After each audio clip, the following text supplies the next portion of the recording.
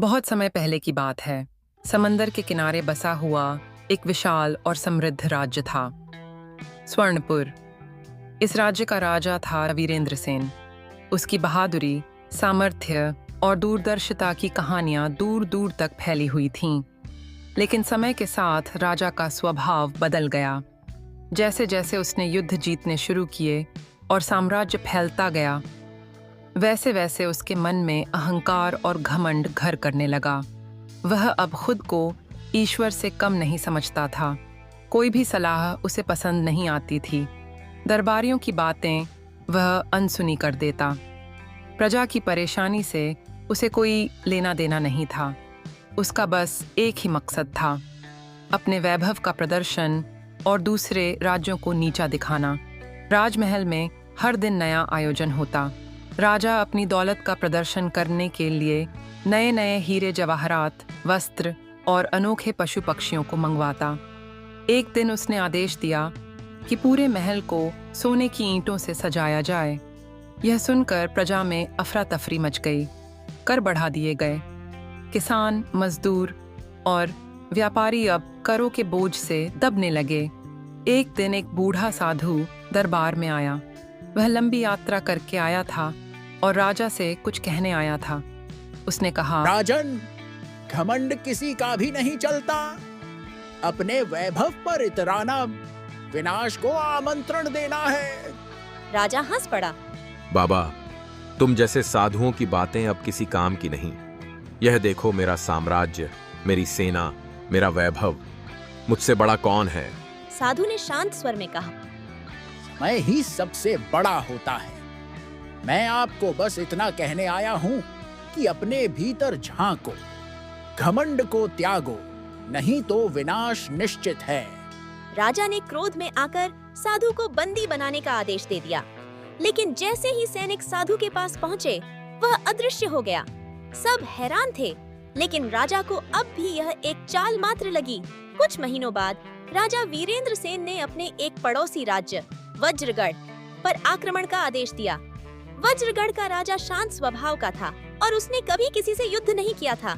लेकिन जब स्वर्णपुर की सेना उनके राज्य में घुसी, तो वज्रगढ़ ने अपनी रक्षा के लिए एक अज्ञात योद्धा को बुलाया। महासेन ने एक के बाद एक स्वर्णपुर की सेनाओं को मात दी। उसकी रणनीति और युद्ध कला इतनी तीव्र थी कि राजा वीरेंद्र सेन हैरान रह गया। स्वर्णपुर की सेनाएं हारने लगीं। राजा को खुद युद्ध भूमि में उतरना पड़ा। युद्ध कई दिनों तक चला, लेकिन अंत में महासेन ने राजा वीरेंद्र सेन को बंदी बना लिया।